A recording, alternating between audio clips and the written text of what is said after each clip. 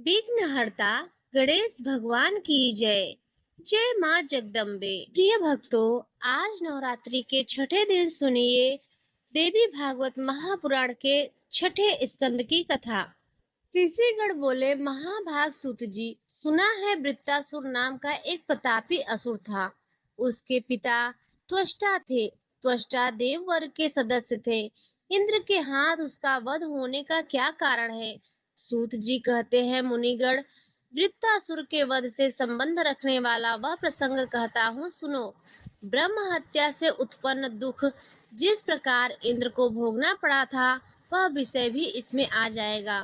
पूर्व काल में राजा जन्मेजय ने भी सत्यवती नंदन व्यास जी से ऐसा ही प्रश्न किया था। उस समय उन्होंने उससे जो बताया था वही मैं तुम्हें बता रहा हूँ। जन्मेजय ने पूछा, मुनि, इंद्र ने वृत्तासुर का वध किया, यह प्राचीन कथा है। फिर उस दैत्य को देवी ने कैसे मारा? मुनिवर, एक ही वृत्तासुर के विनाशक दो कैसे हुए? इस प्रसंग को मैं सुनना चाहता हूँ। व्यास जी बोले, राजन, तुम धन्य हो। तुम्हारे मन में भक्ति का प्रवाह बढ़ता रहता है। प्राचीन समय में वृत्तासुर और इंद्र का महान युद्ध हुआ है। वृत्तासुर और इंद्र में परस्पर जिस कारण विरोध हो गया था, वह प्रसंग अब मैं तुम्हें कहता हूँ। त्वष्टा प्रजापति के पद पर नियुक्त थे। इंद्र के साथ कुछ वैमनस्य हो जाने का त्वष्टा ने एक पुत्र उत्पन्न किया, जिसके 3 मुख थे। उस पुत्र की विश्वरूप नाम से प्रसिद्धि हुई।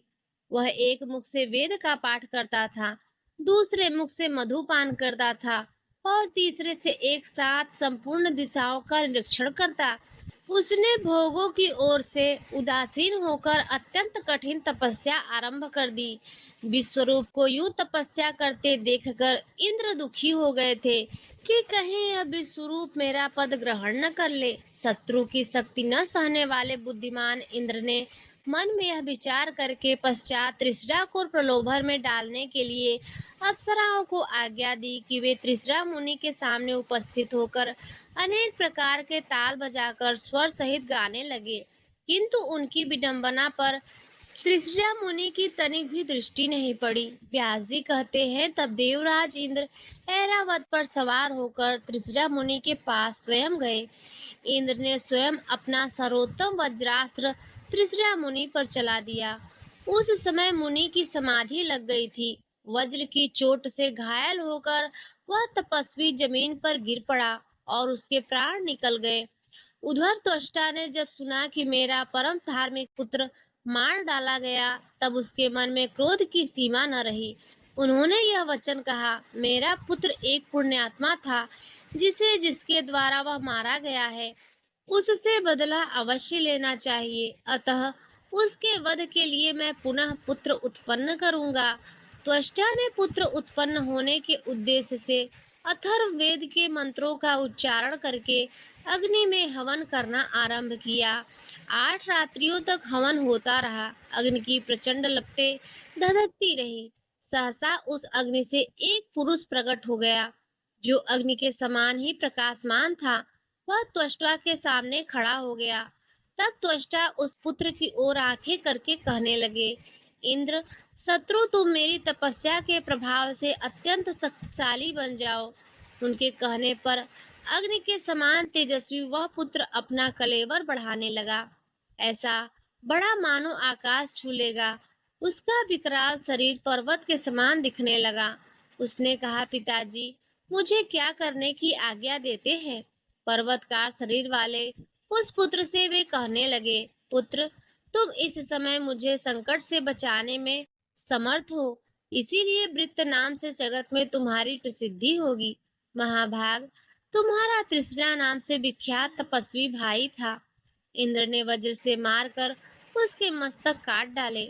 मेरा ही पुत्र सर्वथा निरपराध था।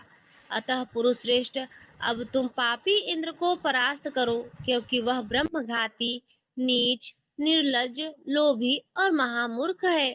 व्यास जी कहते हैं, राजन, तब महाबली वृत्तासुर रथ पर बैठा और इंद्र को मारने के लिए चल पड़ा।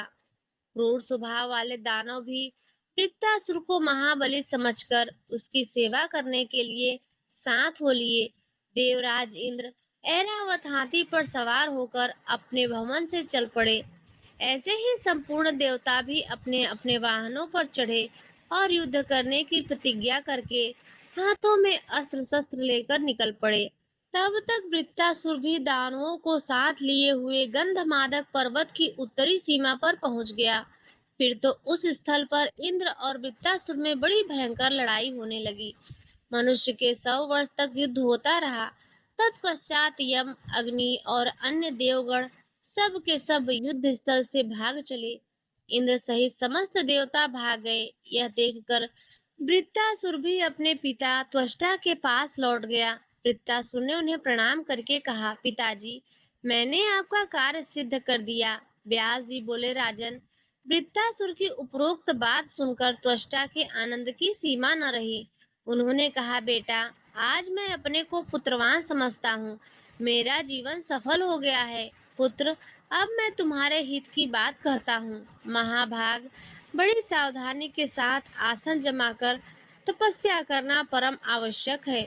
तुम्हारा शत्रु इंद्र महान कपटी है, अतः तुम ब्रह्मा जी की आराधना करके श्रेष्ठ वर पाने की चेष्टा करो। वर पाए जाने पर द्रोहाचारी एवं ब्रह्मघाती इंद्र की सत्ता नष्ट कर देनी चाहिए। उन्हें संतुष्ट करके तुम अमृत प्राप्त कर लो, फिर पापी इंद्र को परास्त कर देना।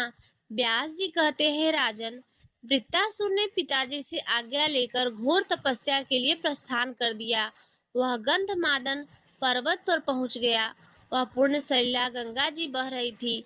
उसने अन्न और जल का बिल्कुल परित्याग कर दिया। फिर आसन पर बैठकर वह निरंतर ब्रह्मा जी का ध्यान करने लगा।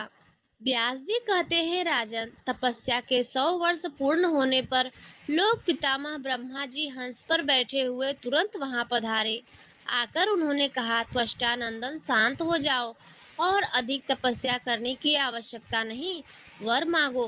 वृत्तासुर अविलंब उठकर सामने खड़ा हो गया। अत्यंत गदगद वाणी में कहने लगा, प्रभु, लोहे अथवा काठ से बने हुए सूखे एवं भीगे तथा इनके सिवा अन्य भी किसी प्रकार के अस्त्र शस्त्रों से मेरी मृत्यु न हो। मेरा पराक्रम सदा बढ़ता रहे, जिससे परम बलशाली देवता युद्ध में मुझे कभी जीत नहीं सके। व्यास जी कहते हैं, राजन, ब्रह्मा जी उसके प्रति बोले, हे वत्स, तुम्हारी अभिलाषा सदा सफल रहेगी।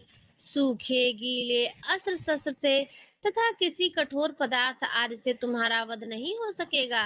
वृत्तासुर को यह वर देकर ब्रह्मा जी स्वर्ग लोक में पधार गए।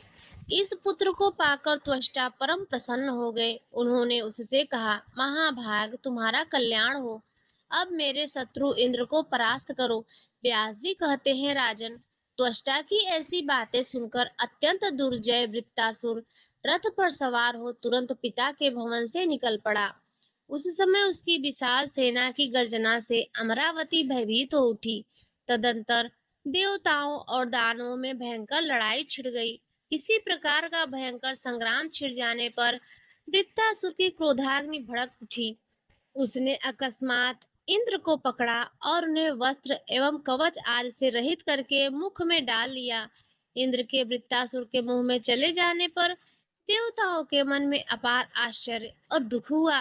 व्यास जी कहते हैं, राजन, देवराज की यह दशा देखकर देवता चिंता के कारण अत्यंत घबरा उठे। इंद्र को छुड़ाने के लिए वे तुरंत यत्न करने लगे। उन्होंने बृहस्पति की सम्मत से शत्रु का संहार करने वाले महान बलवती जम्हाई का सृजन किया। वृत्तासुर को जम्हाई आई, उसका मुंह खुल गया। इंद्र अपने अंगों को समेटकर उसके मुख से तुरंत बाहर निकल आए। तभी से जगत में जम्हाई की उत्पत्ति हुई। इसके बाद फिर युद्ध आरंभ हो गया। देवताओं और दानवों का वह रोमांचकारी घोर संग्राम 10,000 वर्षों तक चलता रहा। वृत्तासुर की शक्ति जब अधिक बढ़ गई, तब उसके तेज से भयभीत हो जाने के कारण इंद्र परास्त हो गए। फिर तो इंद्र सहित सब देवता युद्ध भूमि छोड़कर भाग चले। तुरंत वृत्तासुर आया और देव सदन पर उसने अपना अधिकार जमा लिया। व्यास जी कहते हैं, राजन, इस प्रकार वर पाकर देवता तथा मुनि वृत्तासुर के श्रेष्ठ स्थान पर चले गए। उन्होंने कपट भरी बड़ी ही मधुर तथा सरल वाणी से वृत्तासुर को सम्मोहित करने के लिए प्रसन्न कर लिया। उनकी बात सुनकर वृत्र ने कहा, सूखे अस्त्र, गीले अस्त्र, पत्थर तथा भयंकर वज्र से दिन में एवं रात में देवताओं सहित इंद्र मुझे न मारे, इस प्रकार की शर्त पर इंद्र के साथ संधि की जा सकती है। व्यास जी कहते हैं, इंद्र ने आकर सारी शर्तों को स्वीकार कर लिया। तब से वृत्तासुर इंद्र की बातों पर विश्वास करने लगा। कभी दोनों एक साथ नंदन वन में चले जाते और कभी गंधमादन पर्वत पर, कभी समुद्र के तट पर जाकर बड़े आनंद के साथ घूमने लगते। एक समय की बात है, इंद्र ने वृत्तासुर को समुद्र के तट पर देखा। उस समय अत्यंत भयंकर संध्या काल की बेला थी। वृत्त ने सोचा, इस समय भयंकर संध्या सामने उपस्थित है, इसे न रात माना जा सकता है और न दिन। अब इसी अवसर पर शत्रु को बल प्रयोग करके मार डालना चाहिए। समुद्र में बहते हुए पानी के फेन अर्थात झाग पर देवराज की दृष्टि पड़ी। वह फेन ऐसा जान पड़ता था मानो पर्वत का टुकड़ा हो। इंद्र ने सोचा, यह फेन न सूखा है न गीला, इसे शस्त्र भी नहीं कहा जा सकता। इंद्र ने उस फेन को हाथ में उठा लिया। उन्होंने पराशक्ति भगवती का ध्यान का लक्ष्य बनाया। चिंतन करते ही भगवती वहां पधारी और उन्होंने फेन में अपना अंश स्थापित कर दिया। भगवान विष्णु तो वज्र में प्रवेश कर ही चुके थे। उस वज्र को फेन से ढक लिया गया। इंद्र ने ऐसे फेन युक्त वज्र को वृत्तासुर पर फेंका। उसके लगते ही वज्र से कटे हुए पर्वत की भांति वह दानव जमीन पर गिर पड़ा और उसी क्षण उसके प्राण निकल गए। अब इंद्र के आनंद की सीमा न रही। इस प्रकार पराशक्ति प्रवेश किए हुए फेन द्वारा वृत्तासुर को मारने में इंद्र बड़ी सूक्ष्मता से सफलता प्राप्त कर सके। देवी ने पहले ही उस दानव की बुद्धि कुंठित कर दी थी। तब सब लोगों में यह बात फैल गई कि देवी ही वृत्तासुर का संहार करने वाली है। व्यास जी कहते हैं, राजन, वृत्तासुर की जीवन लीला तो समाप्त हो गई, पर ब्रह्म हत्या के भय से इंद्र अत्यंत घबराए हुए अमरावती पधारे। यह अप्रिय समाचार सुनकर त्वष्टा रो पड़े। अत्यंत शोकाकुल होकर जहाँ पुत्र की लाश थी वहां गए। उसके पारलौकिक संस्कार की व्यवस्था विधिवत संपन्न की। महान शोकाकुल होकर मित्रघाती पापात्मा इंद्र को शाप देने को तैयार हो गए। उन्होंने कहा, जिस प्रकार अनेक प्रतिज्ञाओं के प्रलोभन में डालकर इंद्र ने मेरे पुत्र का वध किया है, वैसे ही वह भी महान दुख का भागी बने। वृत्तवध के बाद सब लोग अपने अपने स्थानों पर चले गए। उस समय इंद्र का तेज बिल्कुल क्षीण हो गया था। यह ब्रह्मघाती धीरे धीरे कहकर संपूर्ण देवता उनकी निंदा करने लगे। अपनी कीर्ति नष्ट होने वाले तरह तरह की बातें इंद्र भी सुनते रहे। जगत में जिसकी कीर्ति नष्ट हो गई, उस व्यक्ति के कलुषित जीवन को धिक्कार है। संपूर्ण सिद्धियों के घर में रहते हुए भी इंद्र के मन में शांति नहीं थी। वे सभा में बिल्कुल बैठते ही नहीं थे। यह स्थिति देखकर इंद्राणी ने उनसे पूछा, प्रभु, आपका भयंकर शत्रु तो मार ही डाला गया, फिर आप इतने भयभीत क्यों हैं?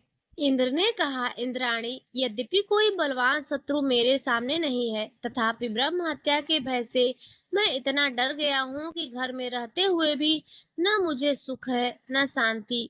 क्या करूँ? कहाँ जाऊँ? कहाँ जाने से मेरा कल्याण होगा? प्रिय, इस चिंता में व्यस्त रहने के कारण मेरे अंतःकरण में आग धधक रही है। व्यास जी कहते हैं, राजन, अत्यंत घबराई हुई अपनी प्रेयसी भार्या से उपयुक्त बातें कहकर इंद्र घर से निकल पड़े और मान सरोवर पर चले गए। वे उस उत्तम सरोवर में जाकर एक कमल के नाल में छिप गए थे। हे राजन, जब ब्रह्म हत्या के भय से दुखी होकर इंद्र वहां से चले गए, तब देवताओं का मन चिंता से अत्यंत संतप्त हो उठा। संपूर्ण देवताओं और मुनियों ने परस्पर विचार करके नहुस को इंद्र पद पर नियुक्त किया। व्यास जी कहते हैं, हे भारत, यद्यपि नहुस धर्मात्मा था, फिर भी इंद्र बन जाने पर उसके मन में राजसिक वृत्ति उत्पन्न हो गई। एक समय की बात है, सची के गुणों को सुनकर उन्हें पाने के लिए नहुस के मन में इच्छा उत्पन्न हो गई। अब नहुस ने ऋषियों से कहा, मेरे पास इंद्राणी क्यों नहीं आती? आप संपूर्ण लोगों ने ही इस समय मुझे इंद्र बनाया है, अतः मेरी सेवा करने के लिए सची को भी यहाँ भेज दो। इस महान कठिन परिस्थिति से त्राण पाने के लिए सची ने भगवती भुवनेश्वरी की सम्यक प्रकार से आराधना आरंभ कर दी। उस समय इंद्राणी पूर्व तपस्विनी बन गई थी। कुछ दिनों तक आराधना करने के पश्चात भगवती जगदम्बा प्रसन्न हो गई। उन्होंने इंद्राणी को साक्षात दर्शन दिए। देवी ने कहा, तुम मानसरोवर जाओ, जहाँ मेरी एक अचल मूर्ति प्रतिष्ठित है। मेरी उस मूर्ति को लोग विश्वकर्मा कहते हैं। वहां इंद्र से तुम्हारी भेंट हो जाएगी। विशालाक्षी, कुछ समय के बाद मैं राजा नहुस को मोहित करने की व्यवस्था करूंगी। मेरे प्रयास से मोहित हुआ राजा नहुस तुरंत ही इंद्रासन से च्युत हो जाएगा। व्यास जी कहते हैं, राजन, तदंतर भगवती जगदम्बा की दूती इंद्राणी को साथ लेकर तुरंत उसके पति देव के पास पहुंच गई। अपनी प्राण प्रिय को सामने उपस्थित देखकर इंद्र आश्चर्य प्रकट करते हुए उनसे कहने लगे, हे प्रिय, तुम यहाँ कैसे आ गई? सची ने कहा, प्रभु, इस समय भगवती जगदम्बा की कृपा प्रसाद से मुझे आपकी जानकारी प्राप्त हुई है। देवताओं और मुनियों ने नहुस नाम वाले एक राजश्री को आपके स्थान पर नियुक्त कर दिया है। अब नहुस मुझसे कहता है कि सुंदरी, तुम मुझे पति के रूप में स्वीकार कर लो। इंद्र बोले, इंद्राणी, मैं तुम्हें उपाय बताता हूँ, उसे करो, तभी इस दुखप्रद समय में तुम्हारे सील की रक्षा हो सकेगी। तुम नहुस से कहना कि जगत प्रभु, आप ऐसी दिव्य सवारी से पधार कर मुझे स्वीकार कीजिए जिसमें ऋषि जुते हुए हो, क्योंकि मैं इस प्रकार का नियम बना चुकी हूँ। ऐसी स्थिति में यह निश्चित है कि उन तपस्वियों के श्राप से नहुस जलकर भस्म हो जाएगा। व्यास जी कहते हैं, राजन, इंद्र के इस प्रकार कहने पर सची नहुस के पास चली गई और देवराज के कथनानुसार नहुस से बोली, इंद्र के पद पर विराजने वाले राजन, मैं चाहती हूँ कि आप व्रत में अटल रहने वाले प्रधान प्रधान मुनिगण तुम्हारी पालकी को खींचे। ऐसी पालकी में बैठकर आने पर ही मैं तुम्हारा वरण करूंगी। व्यास जी कहते हैं, राजन, सची देवी की उक्त बातें सुनकर प्रचंड मूर्ख नहुस बड़ा कामुक हो उठा। महामाया के प्रभाव से उसकी बुद्धि मारी जा चुकी थी। नहुस ने कहा, सुंदरी, तुमने ठीक कहा है, मुझे भी यही सवारी पसंद है। मैं तुम्हारे कथन का पालन करूंगा। राजन, इस प्रकार वार्तालाप करने के पश्चात उस परम संतुष्ट नहुस ने सची को अपने स्थान पर जाने की आज्ञा दे दी। वह कामाग्ध हो रहा था। उसने समस्त मुनियों को बुलाकर उनके सामने अपनी बात रख दी। ऋषियों में अगस्त जी सबसे प्रमुख थे। कृपालु होने के कारण अथवा होनहार वंश नहुस की यह खोटी बात सुनकर वे वैसा करने के लिए सहमत हो गए। तब तो उनके हर्ष की सीमा न रही। वही तुरंत एक परम मनोहर पालकी पर बैठा और मुनियों को उसे ढोने के लिए नियुक्त करके सर्प सर्प अर्थात शीघ्र चलो यो कहने लगे। उस समय कामातुर हो जाने से नहुस की बुद्धि मारी जा चुकी थी। उसने अगस्त जी के मस्तक पर अपने पैर से मार दिया। फिर तो अगस्त जी ने कुपित होकर नहुस को शाप दे दिया। कहा, अरे नीच, तू वन में भयंकर शरीर वाला एक महान सर्प बन जा। इस सर्प योनि में अनेक हजार वर्षों तक तुझे अपार कष्ट भोगने पड़ेंगे। धर्म के अंश से युधिष्ठिर नामक एक पुण्यात्मा पुरुष प्रकट होंगे। तब उनके मुख से प्रश्नों के उत्तर सुन लेने के पश्चात तू मुक्त हो जाएगा। व्यास जी कहते हैं, इस प्रकार मुनिवर अगस्त जी के श्राप देने पर राजश्री नहुस की आकृति सर्प के समान बदल गई और वह स्वर्ग से गिर पड़ा। राजन, नहुस अब धरातल पर चला गया। यह देखकर इंद्र स्वर्ग में लौट आए और अपने आसन के अधिकारी बनकर सची के साथ स्वर्ग में विराजने लगे। व्यास जी कहते हैं, राजन, इस प्रकार इंद्र को अत्यंत भयंकर कष्ट सहने पड़े। भगवती जगदम्बा की कृपा प्रसाद से इंद्र पुनः अपने स्थान पर प्रतिष्ठित हो गए। जो जैसा कर्म करता है उसके सामने वैसे ही फल आते हैं, क्योंकि अपने किए गए शुभ अथवा अशुभ कर्म का फल भोगना प्राणियों के लिए अनिवार्य है। इसे कोई टाल नहीं सकता। राजा जनमेजय ने पूछा, इंद्र ब्रह्म हत्या के पचड़े में कैसे पड़े? सभी देवता तो उनका अनुशासन मानते थे, फिर अपने स्थान से कैसे च्युत हो गए? व्यास जी बोले, हे राजेंद्र, मैं इसका परम अद्भुत कारण बतलाता हूँ, सुनो। वशिष्ठ जी ब्रह्मा जी के पुत्र थे। उन्होंने वेद और विद्या का सम्यक प्रकार से अध्ययन किया था। गंगा के तट पर निवास करते थे, तथापि द्वेष के कारण विश्वामित्र के साथ उनका वैमनस्य हो गया और दोनों ने परस्पर शाप दे दिए और उसमें भयंकर युद्ध होने लगा। हे राजन, दोनों मुनि आपस में लड़ रहे थे। यह देखकर लोक पितामह ब्रह्मा जी वहां पधारे। पितामह ब्रह्मा जी ने वशिष्ठ और विश्वामित्र दोनों को समझा बुझाकर युद्ध से विरत किया। ब्रह्मा जी के उपदेश के प्रभाव से उन दोनों मुनियों में फिर प्रेम भाव हो गया। राजा जन्मेजय ने पूछा, महाभाग, वशिष्ठ जी तो ब्रह्मा जी के पुत्र माने जाते हैं, उनका नाम मैत्रावरुणी कैसे पड़ गया? व्यास जी कहते हैं, राजेंद्र सुनो, वशिष्ठ जी ब्रह्मा जी के पुत्र होते हुए भी निमि के श्राप से पुनर्जन्म लेने के लिए विवश हो गए। मित्र और वरुण के यहाँ उनकी उत्पत्ति हुई। इसी से इस जगत में सर्वत्र मैत्रावरुणी के नाम से विख्यात हुए। इक्ष्वाकु के कुल में उत्पन्न हुए एक राजा थे, उनका नाम निमि था। वे बड़े सुंदर, गुणी, धर्मज्ञ, प्रजा के प्रेमी थे। गौतम मुनि के आश्रम के पास ही जयंतपुर नामक एक नगर था। उसी में उन्होंने अपने निवास की व्यवस्था की थी। ऐसा राज्य करूं जिसमें प्रचुर दक्षिणाएं बांटी जाती हो तथा जो बहुत समय तक पूरा ना होता रहे, ऐसा यज्ञ करने का उनके मन में विचार उत्पन्न हो गया। राजन, जब निमि ने अपने पिता इक्ष्वाकु से आज्ञा लेकर महात्माओं के कथनानुसार यज्ञ की सारी सामग्री तैयार करी, तब धर्मज्ञ राजा निमि ने अपने गुरु वशिष्ठ जी की पूजा की और विनम्रता के साथ कहा, हे मुनिवर, मैं यज्ञ करना चाहता हूँ, आप इसके आचार्य हो जाइए। राजा निमि की बातें सुनकर वशिष्ठ जी ने उनसे कहा, राजेंद्र, तुमसे पहले ही मुझको इंद्र ने यज्ञ कराने के लिए वरण कर लिया है। इंद्र का यज्ञ समाप्त होने पर उस कार्य से निवृत्त होकर मैं तुरंत तुम्हारे पास यहाँ आ जाऊंगा। उस समय तक तुम्हें सब सामग्री सुरक्षित रखनी चाहिए। राजा ने कहा, ब्राह्मण, यज्ञ के निमित्त मैं बहुत से अन्य मुनियों को भी निमंत्रित कर चुका हूँ। यज्ञ की सारी वस्तुएं भी जुट गई हैं।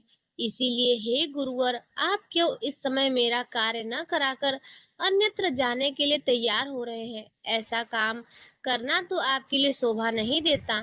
राजा निमि के इस प्रकार रोकने पर भी वे इंद्र के यज्ञ में चले गए।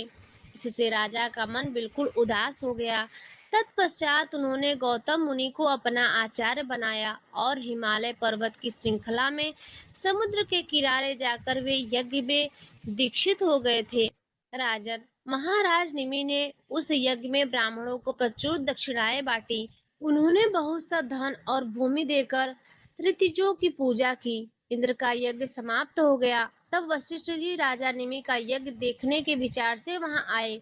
क्रोध के वशीभूत होकर उन्होंने राजा को श्राप दे दिया। कहा, तुमने मुझ जैसे अपने गुरु को छोड़कर दूसरे को गुरु बना लिया है। राजन, यूं मेरा अपमान करके तुम यज्ञ में दीक्षित हो गए हो। अरे मूर्ख, मेरे मना करने पर भी तुम रुक न सके, अतः आज से तुम विदेह हो जाओगे।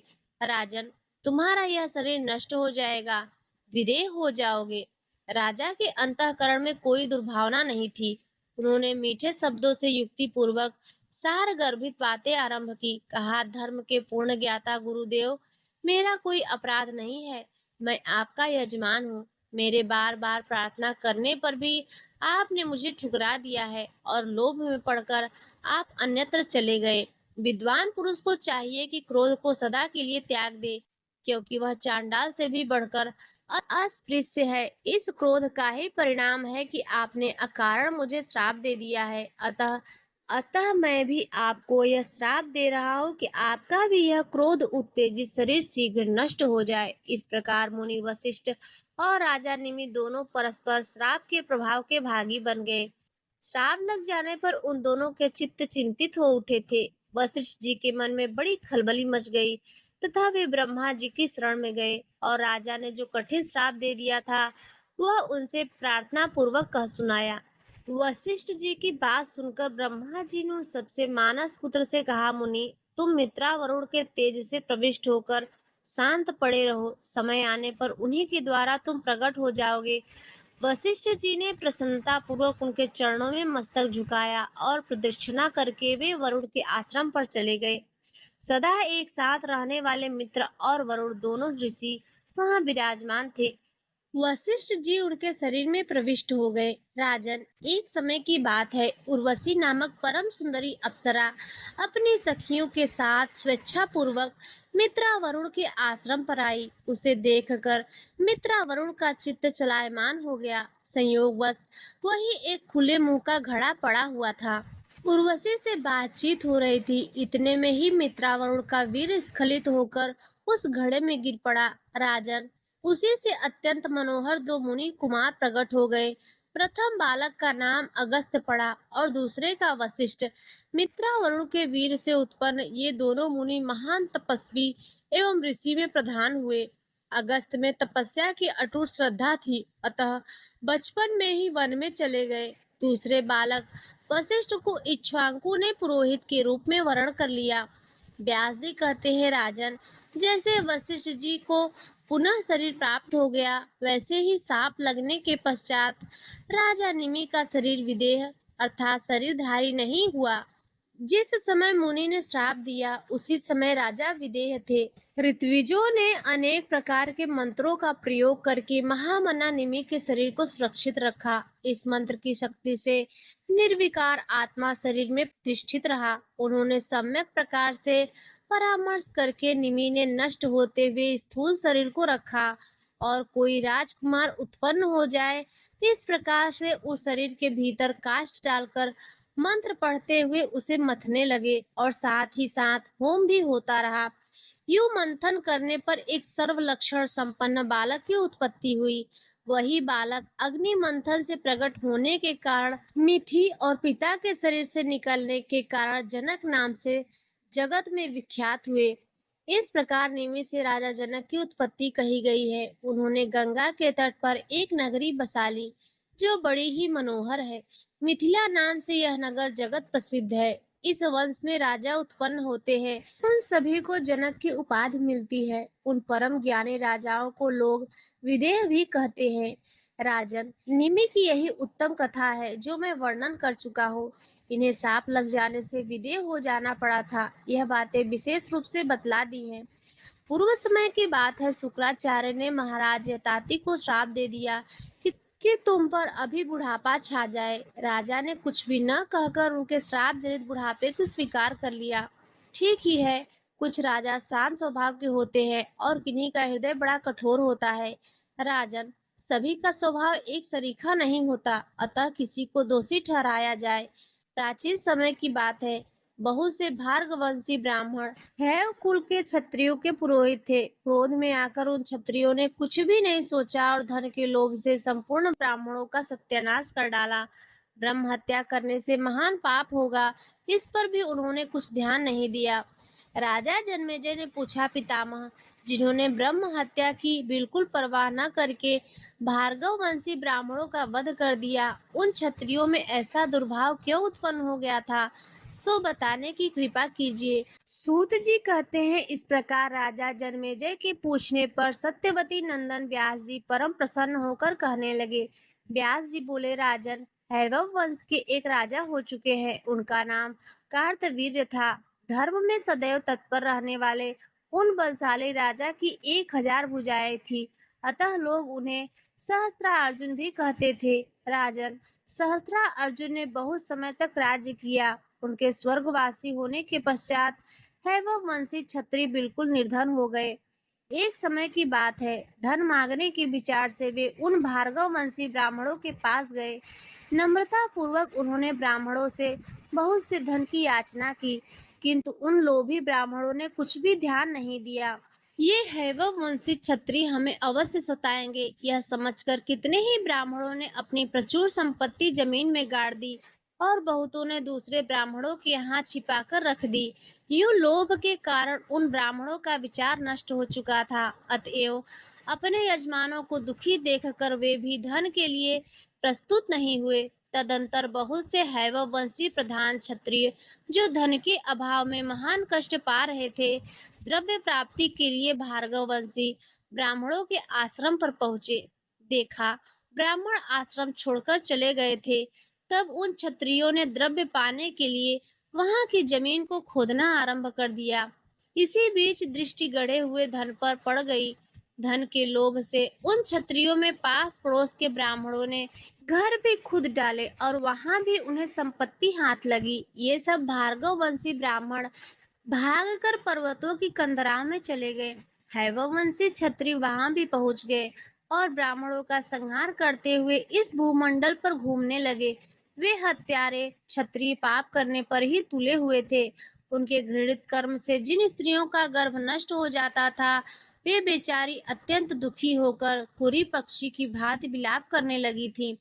व्यास जी कहते हैं, राजन, जब हैववंशी क्षत्रिय भार्गवों की स्त्रियों को अपार पीड़ा पहुंचाने लगे, तब वे भय के कारण अत्यंत घबराकर जीवन से निराश हो हिमालय पर्वत पर चली गई।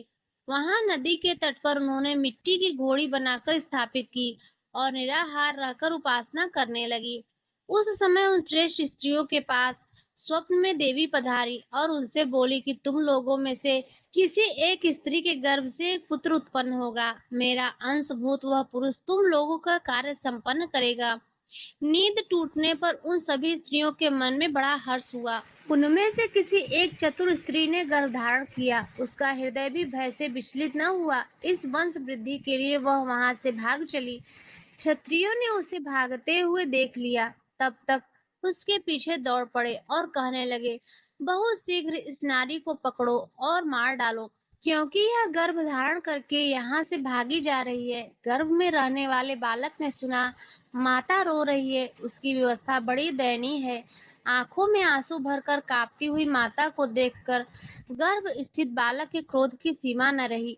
वह जांघ चीरकर तुरंत बाहर निकल आया, मानो कोई दूसरा सूर्य ही प्रकट हो गया हो। उस मनोहर बालक ने अपने तेज से तुरंत ही क्षत्रियों के नेत्र की ज्योति हर ली। जन्मांध प्राणी की भांति पर्वत की गुफाओं में वे इधर उधर भटकने लगे। वे दृष्टिहीन एवं निर्जीव संज्ञक क्षत्रिय उस पतिव्रता ब्राह्मणी के शरणागत हो गए। व्यास जी बोले, राजन, मैं तुमको हैवव वंशों की उत्पत्ति का इतिहास बतलाता हूँ, सुनो। एक बार लीला में भगवान विष्णु ने लक्ष्मी जी को घोड़ी बनने का श्राप दे दिया था। उनकी प्रत्येक लीला में रहस्य होता है, उसको वे ही जानते हैं। श्री लक्ष्मी जी को इसके क्लेश तो बहुत हुआ था, परंतु वे भगवान को प्रणाम करके तथा उनकी आज्ञा लेकर मृत्यु लोक में चली आई। और जहाँ सूर्य की पत्नी ने पूर्व समय में अत्यंत कठिन तप किया था, वहाँ भगवती लक्ष्मी घोड़ी का रूप धारण करके रहने लगी थी। वन में रहती हुई भगवती लक्ष्मी भगवान शंकर का एकाग्र चित्त से ध्यान करने लगी। देवताओं के वर्ष से 1000 वर्ष तक उनकी तपस्या चलती रही। इस पर 3 नेत्र वाले भगवान शंकर प्रसन्न होकर बैल पर चढ़े हुए पधारे और उन्हें साक्षात दर्शन दिया। भगवान शंकर ने अपने गणों सहित वहां पहुंचकर उनसे कहा कि मुझे जैसे देवश्रेष्ठ श्री हरि को छोड़कर तुम क्यों मेरी उपासना कर रही हो। लक्ष्मी जी ने कहा, आशुतोष, मेरे पति देव ने मुझे श्राप दे दिया है, आप उस श्राप से मेरा उद्धार करने की कृपा कीजिए। भगवान शंकर के मधुर वचनों से उन्हें आश्वासन देते हुए कहा, सुंदरी, मैं तुम्हारी तपस्या से परम संतुष्ट हूँ। तुम्हारे पति देव तुमसे अवश्य मिलेंगे। वे जगदीश्वर मुझसे प्रेरित होकर तुम्हारे कामना पूर्ण करने के लिए अश्व का रूप धारण करके यहीं पधारेंगे। अश्व के रूप में तुम उनके जैसे पुत्र की जननी होगी। मैं तुम्हारी तपस्या से परम संतुष्ट हूँ। तुम्हारे पति देव तुमसे अवश्य मिलेंगे। वे जगदीश्वर मुझसे प्रेरित होकर तुम्हारे कामना पूर्ण करने के लिए अश्व का रूप धारण करके यहीं पधारेंगे।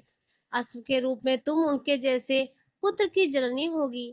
तुम्हारे पुत्र के सामने सभी लोग मस्तक झुकाएंगे और वह भूमंडल का राजा होकर रहेगा।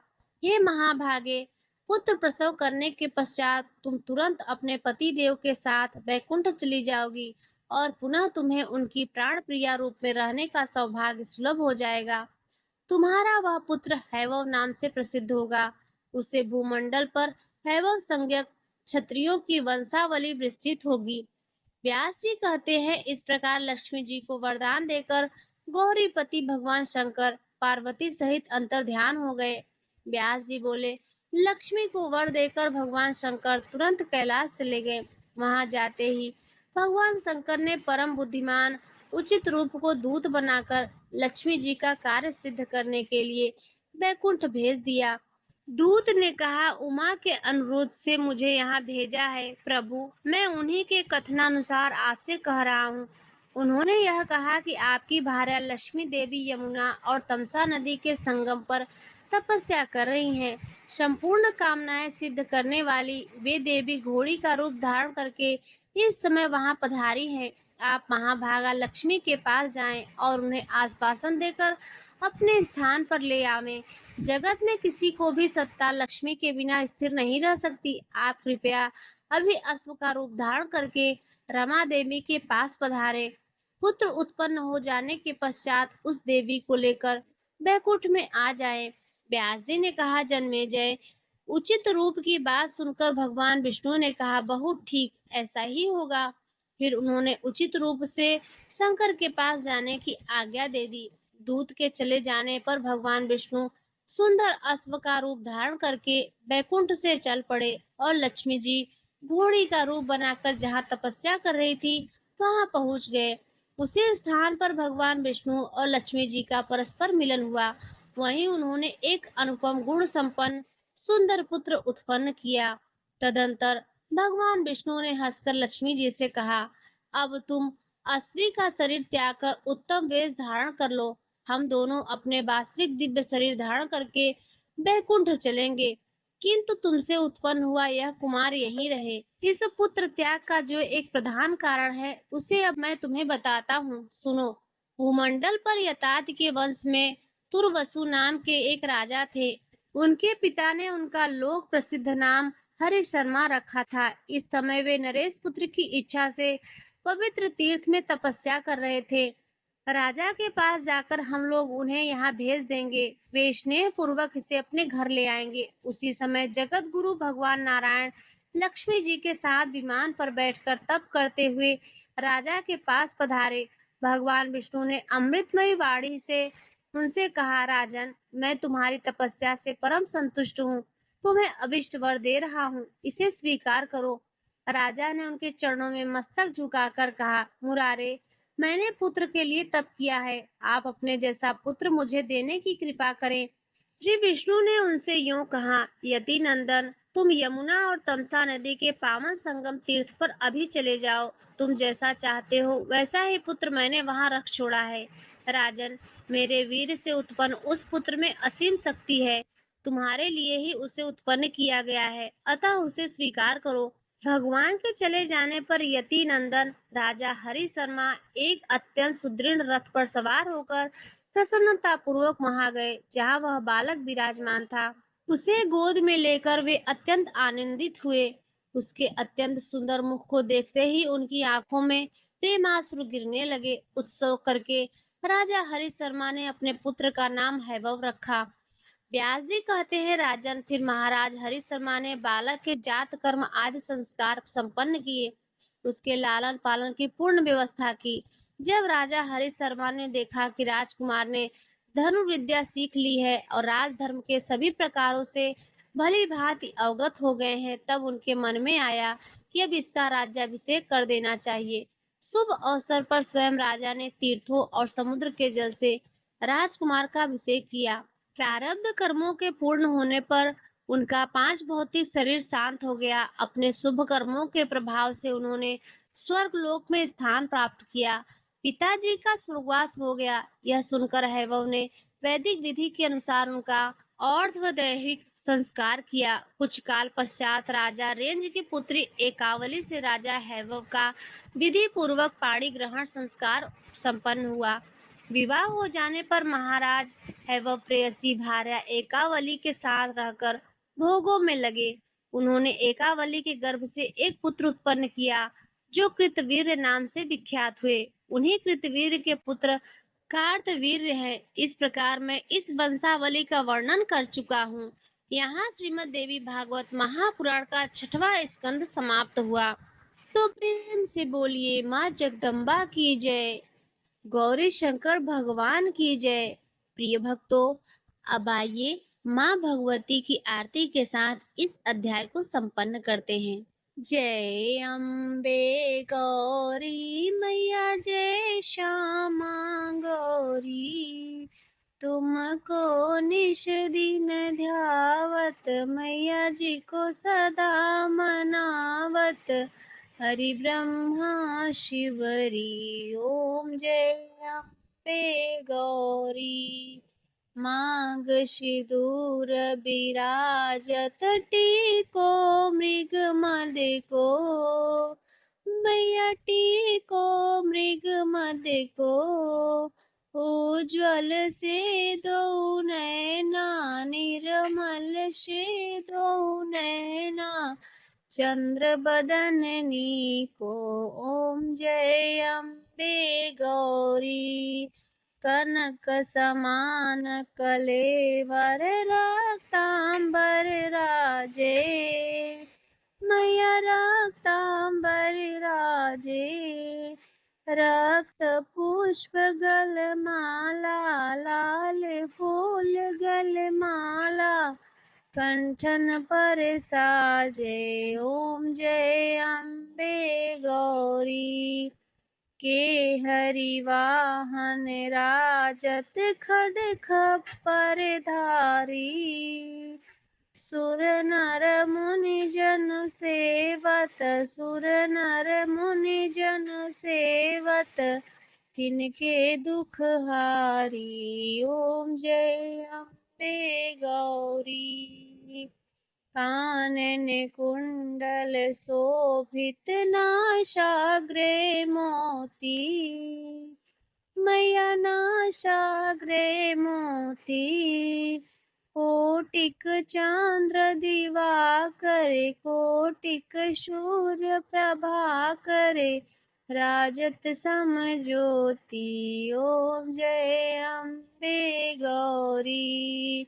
शुंभ निशुंभ विदारे, महिषासुर घाती, मैया महिषासुर घाती, धूम्र विलोचन नैना, मधुर विलोचन नैना, निश दिन मद माती, ओम जय अम्बे गौरी।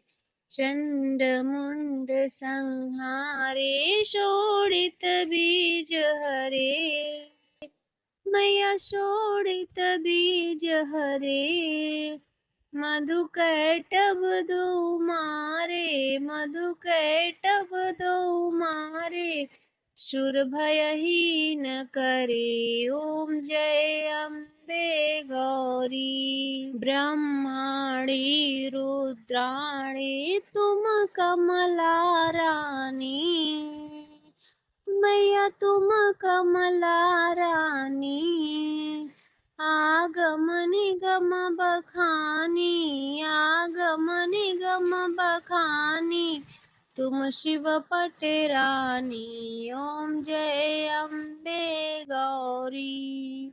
64 योगिनी गावत, नृत्य करत भैरो, मैया नृत्य करत भैरो, बाजत ताल मृदंगा, बाजत ढोल मृदंगा, हरु बाजत डमरू, ओम जय अम्बे गौरी।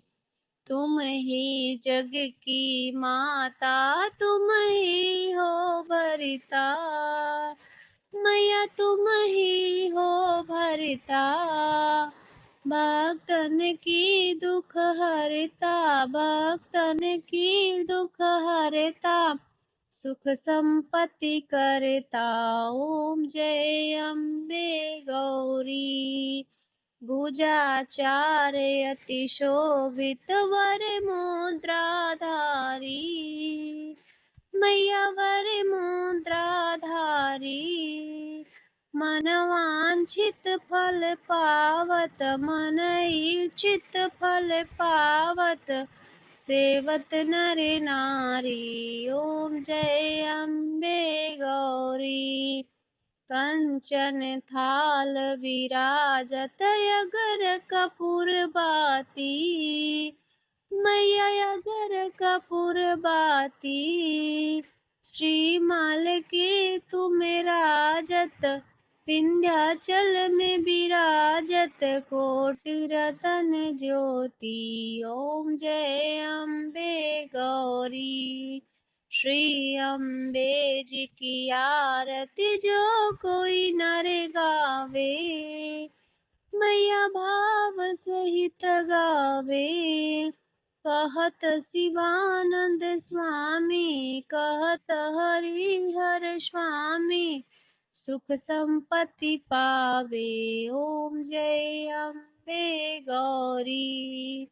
जय अम्बे गौरी मैया, जय श्यामा गौरी। तुमको निश दिन ध्यावत, मैया जी को सदा मनावत। हरि ब्रह्मा शिवरी। ओम जय अम्बे गौरी। तो प्रेम से बोलिए माँ जगदम्बा की जय, गौरी शंकर भगवान की जय, लक्ष्मी नारायण भगवान की जय। प्रिय भक्तों, अब आइए माँ से क्षमा प्रार्थना करते हैं। हे माँ जगदम्बे, हे करुणामयी भगवती, आज मैंने आपकी प्रेरणा और कृपा से श्रीमद् देवी भागवत महापुराण की यह पुण्यमयी कथा पूर्ण की है। हे देवी माँ, मैं अल्पज्ञानी हूँ, मूढ़ हूँ। कथा वाचन या श्रवण करते समय मुझसे अनजाने में अनेक प्रकार की त्रुटियां अवश्य हुई होंगी।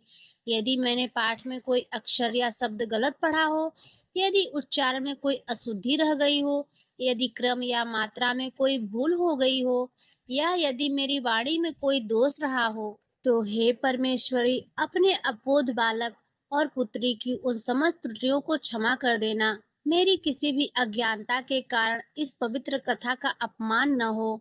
यह संपूर्ण कथा, इस कथा का फल और उसे कहने सुनने का पुण्य मैं सब कुछ आपके चरण कमलों में समर्पित करती हूँ। हे माँ, यह कथा तो आपका ही स्वरूप है। इसे कहने की सामर्थ्य मुझ में नहीं थी। यह केवल आपकी शक्ति थी जिसने मेरी वाणी से इसका बखान कराया। मैं तो केवल एक निमित्त मात्र थी। आपकी कृपा से ही मुझे इस अमृत कथा का रसपान करने का सौभाग्य मिला। मेरी बुद्धि को ज्ञान से, हृदय को भक्ति से भर दीजिए। हे माँ दुर्गे, हे माँ भवानी, मेरी यह प्रार्थना स्वीकार करें और मुझ पर, मेरे परिवार पर तथा समस्त भक्तजनों पर अपनी दया दृष्टि बनाए रखें। इस कथा के माध्यम से जो भी शुभ फल प्राप्त हो, वह आपकी कृपा से संभव हो। ओम सर्वमंगल मांगल्ये शिवे सर्वार्थ साधिके, शरण्ये त्र्यंबके गौरी नारायणी नमोस्तुते। जय माँ जगदम्बे, जय माँ जगदम्बे, जय माँ जगदम्बे। प्रिय भक्तों, आज का यह अध्याय यहीं पर संपन्न हुआ। अब मिलेंगे अगले अध्याय के साथ। जाते जाते आपसे निवेदन है, यदि आपने हमारे चैनल को अभी तक सब्सक्राइब नहीं किया है तो सब्सक्राइब कर ले, और वीडियो अगर पसंद आई हो तो लाइक भी करके जाइएगा और कमेंट में जय माता दी अवश्य लिखिएगा।